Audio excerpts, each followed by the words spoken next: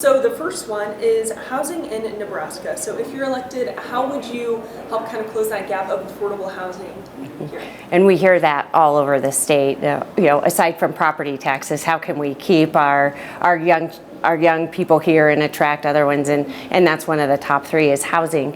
And when you look at why affordable housing isn't coming into our state, I have met with contractors and builders and have sat down with them and said, hey, how can we get more first-time homes built? And what I'm being told is that there is just so much red tape. It becomes almost financially impossible for them to go into the market. So as governor, I will be meeting with contractors and city leaders in order to figure out how to cut that red tape and make it easier for first-time houses to be built and available. And how about apartments too?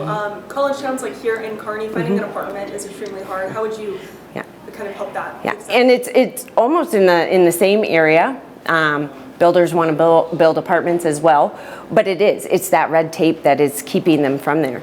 And then showing that there is that need and there's a wait for apartments here in Kearney, and making sure those apartments are in areas near the campus so that young people can get to their classes in schools, and working with the city planners to design areas that are friendly and are attracting our young people. And it's not only the apartments, but it's having the availability of entertainment and fun things to do. And we've had a lot of great examples in our state. Kearney is one, and they've done a lot of work to move towards that. Norfolk is another.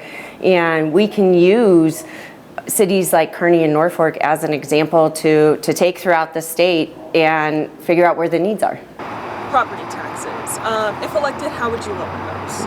Property taxes are something that has faced the state for decades. And as I travel around the state, that's what everybody is asking for. Can we finally have property tax relief? And my plan is first to start with cutting the waste and spending. And in order to do that, doing a deep dive into every level of government and finding the true waste and cutting that. And looking at our budget, as governor, when I start looking at the budget, I want to look at how can we cut taxes first, and then look at where we will spend our dollars. And one way to get an immediate relief of property tax would be to have the state fund the public schools for our children, and fund per child. And then that way, every child in the entire state has access to the same funding, is treated the same, because children's education, each child deserves the same amount of money put towards their education. And from there, I would look at removing some of these service exemptions that benefit some of our special interests, but don't harm our farmers or ranchers and our small businesses. And after that, I will look at the inheritance tax and the cost to license your car and income tax. And in order to do that, the governor will need to work with city and local governments and make sure that everybody has a seat at the table. And another one is, if elected, how would you, or what are some of the things that you would do to support ag producers?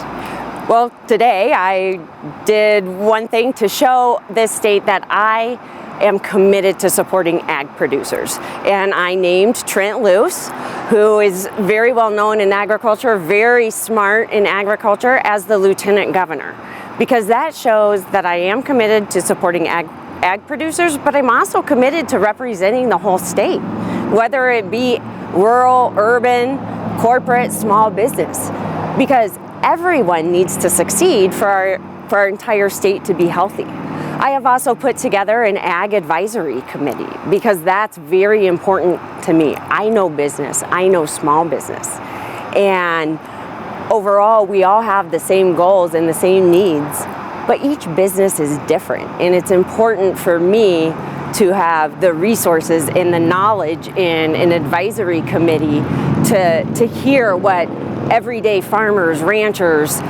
whoever it is, are facing, so that we can address those needs. And another big need is broadband across the state, especially in those rural areas. So if elected, what are some things that you would do to get broadband more available? And we've had funding come into the state for broadband and infrastructure, and that's great. As governor, I want to look at where are the projects? When are they going to start? When are they going to be finished? And hold the people who are supposed to be implementing those projects accountable to make sure that that taxpayer money that has come to our state to fund those projects is being used wisely and is being completed. Because yes, for a long time, we've needed broadband all over the state, but primarily in the western part of our state. And I see it when I'm driving around and, you know, you go into dead areas and you can't communicate. It makes it hard to do business. And as agriculture is moving more to agri-tech, it's very important to ensure we have those capabilities. And then the next question is a two-parter. So it kind of follows with the broadband. So a lot of people getting their health care need to use the internet to access stuff, to make doctor's appointments. So what are some ways that you would make, and also just like distance too. I mean, if you live in a rural area and you have to drive an hour to see a doctor, that's not ideal for a lot of Nebraskans. So what are some ways that you would help close that gap? And then the part two to that question, and I can re-ask this too, is how would you make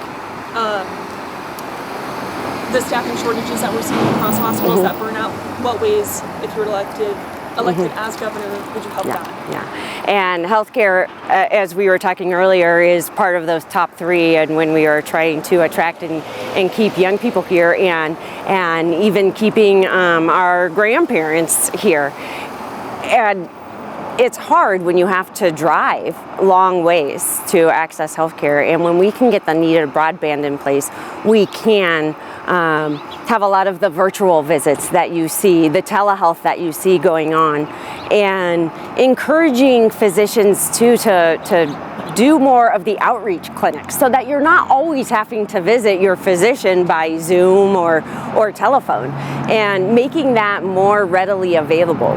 Really using our critical access hospitals to provide top-notch care, because they are the ones providing the care for our rural Nebraskans. And I would like to propose a study to keep patients who need to be in the hospital a little bit longer than critical access hospitals are allowed to keep those patients. Do a study. Let's see if those hospitals can keep those patients a little bit longer, because studies show that if you are close to home and close to family, recovery time is much quicker.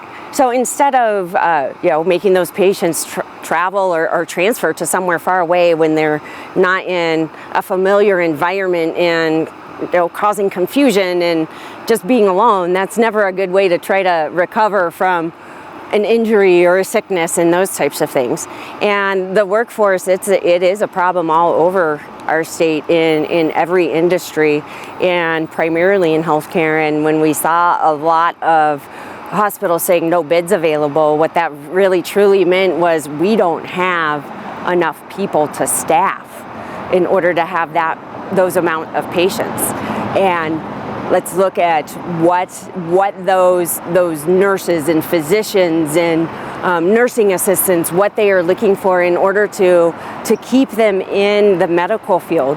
Some of it is salary. A lot of it is education, and it's expensive to be trained in the medical field. How can we partner with hospitals or medical clinics to have internships and scholarships for people to go through school and get their education here, and then stay and work here in our communities for a while?